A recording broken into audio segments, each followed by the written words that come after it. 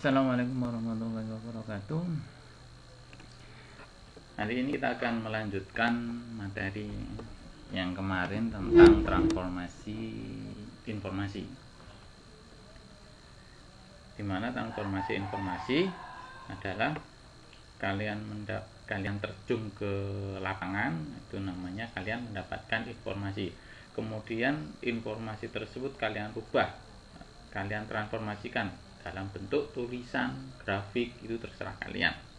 Nah, kemudian hasil transformasi itu yang sudah kalian catat dalam buku atau laptop, itu kalian sebarkan ke teman kalian.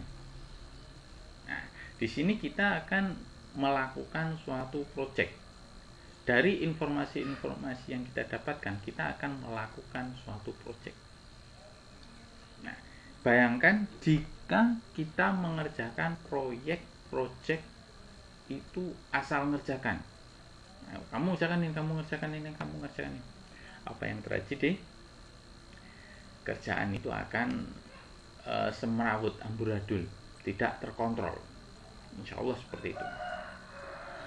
Nah, oleh sebab itu, agar project yang kita kerjakan, kita buat itu terkontrol, maka hari ini kita akan mempelajari tentang namanya log frame, logical framework analysis, atau dalam bahasa Indonesianya itu analisis kerangka logis.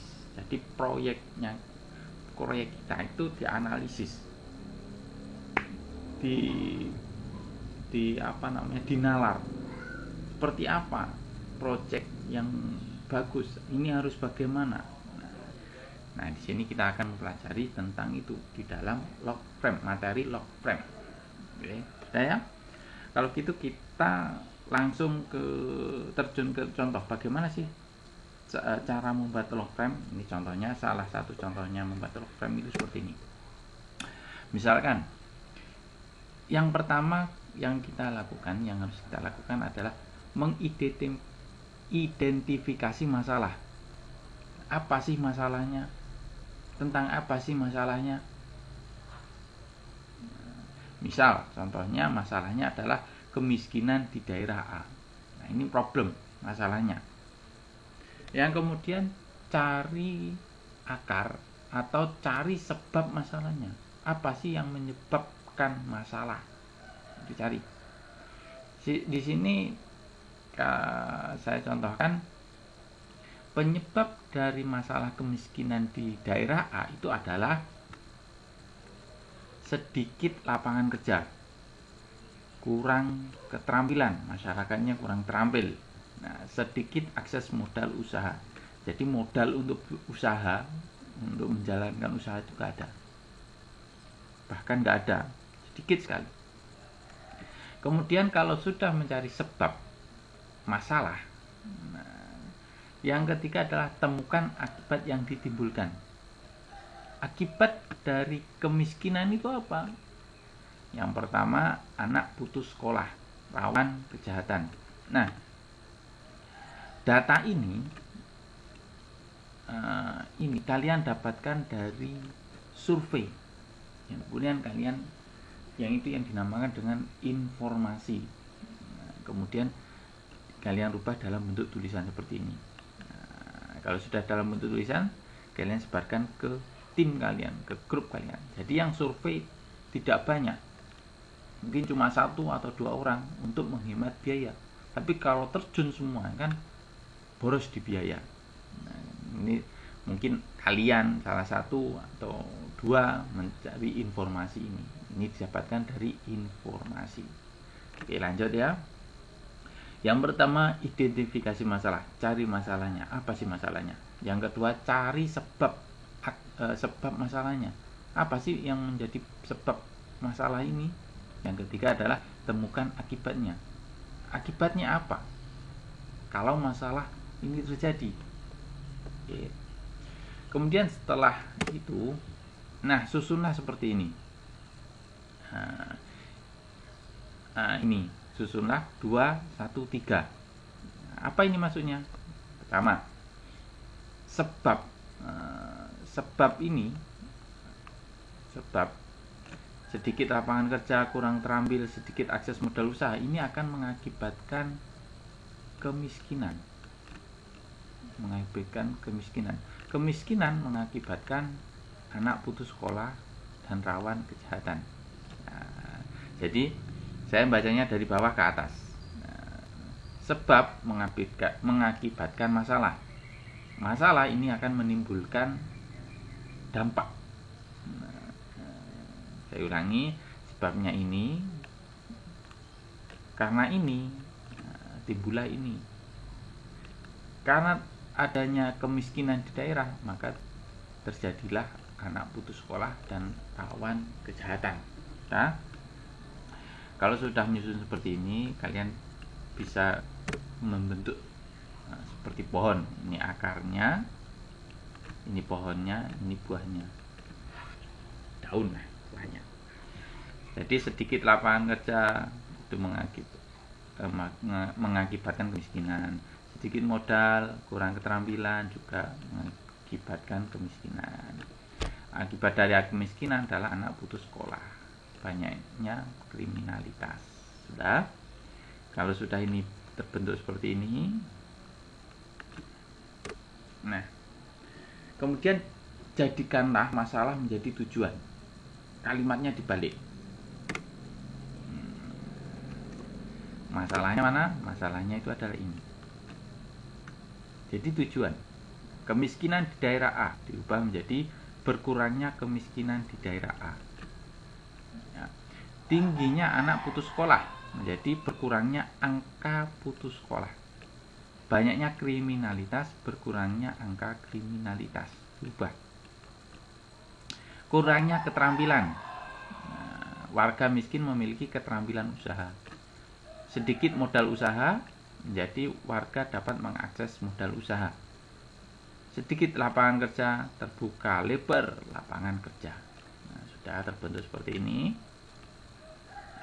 Kemudian dibuat pohon lagi, dibuat pohon diagram. Nah, ini penyebabnya. Terbukanya lapangan kerja, warga mendapat akses modal usaha, warga miskin memiliki keterampilan, akan mengakibatkan berkurangnya kemiskinan di daerah A. Dengan berkurangnya kemiskinan di daerah A, maka akan timbul berkurangnya angka putus sekolah dan berkurangnya angka kriminalitas. Sudah? Sekarang, nah, berikutnya masalah kalian jadikan tujuan, goal, tujuan atau goal.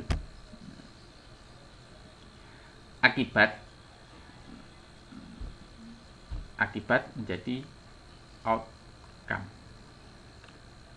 Sedangkan akar atau sebabnya itu kalian jadikan output. Nah, ini dua ya, sorry. Masalah, akar, akibat. Masalahnya dijadikan tujuan, penyebabnya jadikan output, akibatnya dijadikan outcome. Sudah?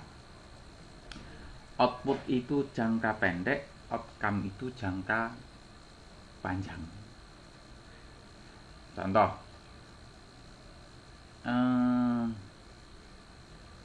membuat kursi, ya kan? Membuat kursi, tujuannya membuat kursi. Outputnya, keluarannya apa? Keluarannya adalah kursi. Keluarannya adalah kursi. Sedangkan outcome-nya itu adalah pemakaiannya kursi itu. Kursi dipakai jadi jangka panjang. Outcome namanya outcome. Kalau output keluarannya, kalau outcome itu keluaran yang jangka panjang. Sudah? Nah, susun rumusan seperti ini. Goal atau tujuan, berkurangnya kemiskinan di daerah A. Outcome, nah ini outcome, berkurangnya angka putus sekolah, berkurangnya angka kriminalitas.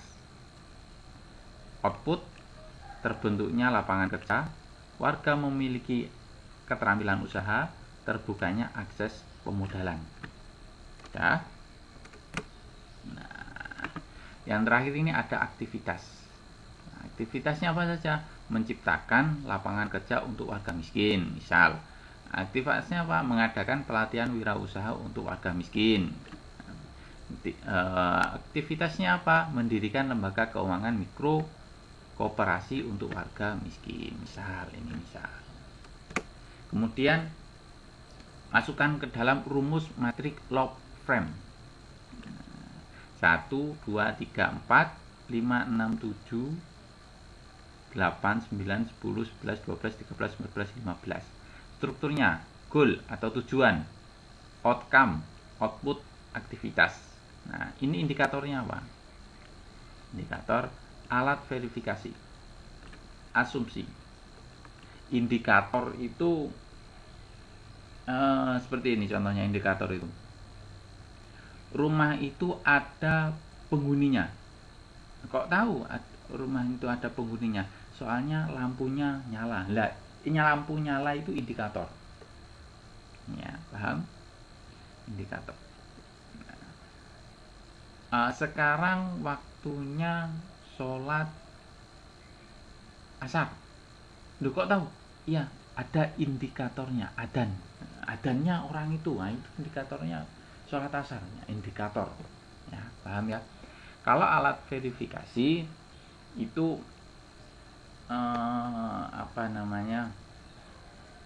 merekap alat verifikasi.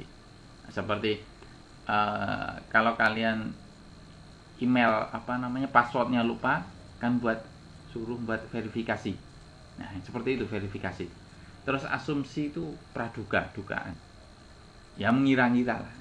Nah, ngira-ngira ini yang benar gitu loh. Lanjut ya.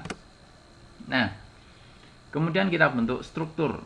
Nah, goal atau tujuan itu berkurangnya kemiskinan di daerah A.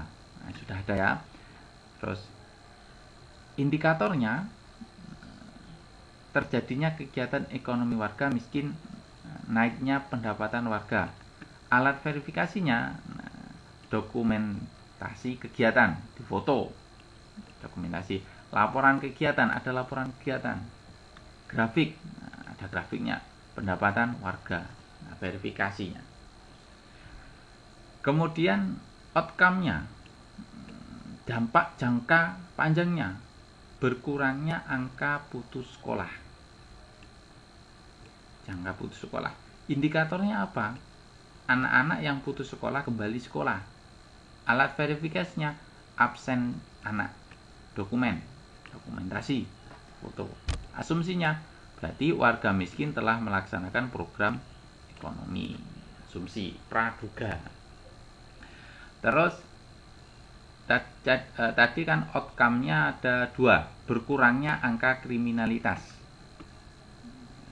Indikatornya apa? Berkurangnya laporan dan keluhan warga. Jadi warga itu mulai berkurang, sudah mungkin tidak ada lah laporkan kejamretan, pencurian atau yang lainnya. Terus alat verifikasinya testimoni tokoh masyarakat. Testimoni. Asumsinya para pembuat onar, jadi praduga. Kenapa itu terjadi? Karena mungkin para pembuat onar mengikuti program wirausaha. Asumsi itu praduga yang dianggap paling benar, praduga yang kira-kira benar. Terus output, keluarannya adalah terbentuknya lapangan kerja, warga memiliki keterampilan usaha, terbukanya akses permodalan. Indikatornya apa? Warga melakukan kegiatan usaha ekonomi produktif. Nah, terbentuknya lapangan kerja. Berarti warga melakukan kegiatan ekonomi, jual beli atau perdagangan atau melakukan keterampilan. Warga memiliki keterampilan usaha. Indikatornya apa? Terdapat usaha baru. Nah, usaha baru. Verifikasinya dokumentasi.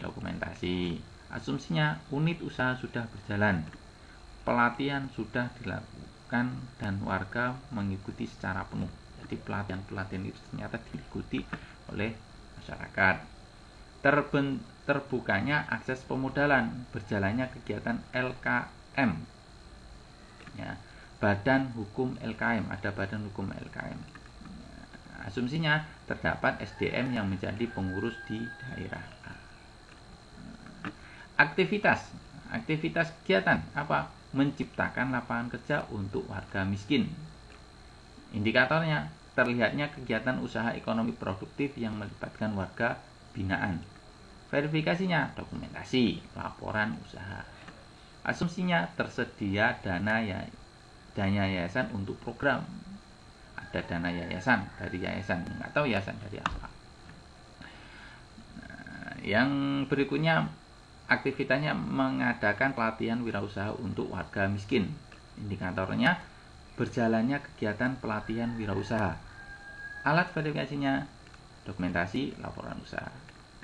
Asumsinya telah dilakukan pemetaan demografi. Yang berikutnya aktivitasnya adalah mendirikan lembaga keuangan mikro atau koperasi. Indikatornya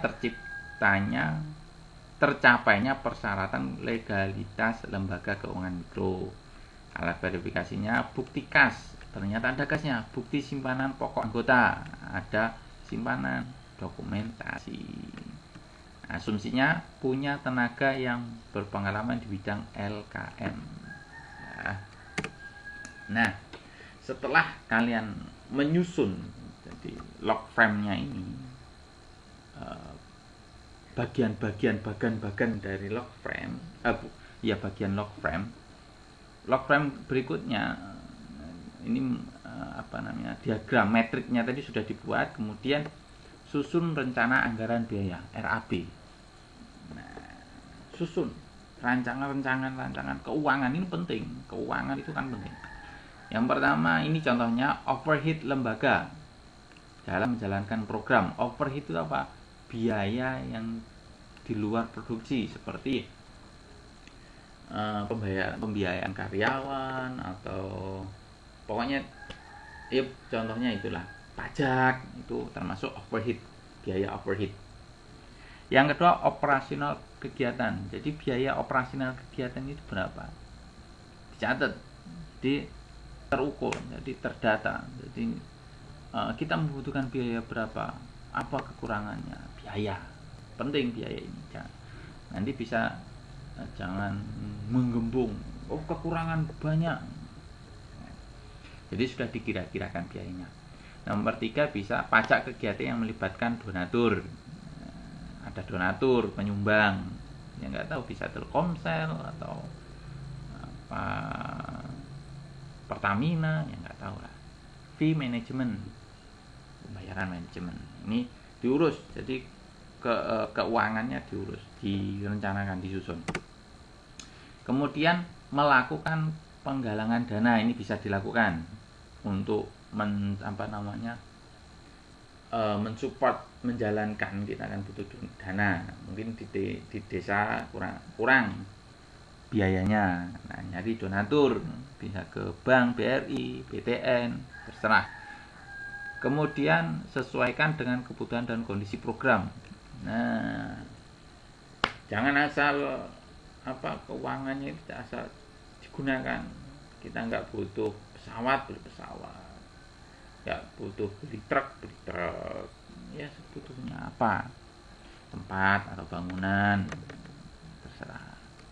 Sesuai kondisi apa yang dibutuhkan. Kemudian laksanakan program aktivitas. Aktivitas apa yang dikerjakan? Ini melaksanakan program aktivitas yang sudah dilaksanakan. Nah, melakukan monitoring, evaluasi. Di monef, dievaluasi apa yang kurang, apa yang perlu ditambah. Kemudian lakukan pengukuran dampak kegiatan. Kira-kira dampak dari kegiatan ini apa, positif atau negatif? Positifnya apa? Bagus atau tidak? Terakhir itu laporan. Penting laporan agar orang tahu. Kalau ada pengawas, laporkan ke pengawas. Kalau ada lembaga yang menaungi atau donatur juga diberi informasi lah, ini benar atau enggak, kan nggak tahu mereka. Oh, ternyata diberitahu ini loh laporannya, jadi donatur percaya, oh iya bener jalan berarti ya, masyarakat luas kabari masyarakat luas. Itu dah sampai sini. Assalamualaikum warahmatullahi wabarakatuh.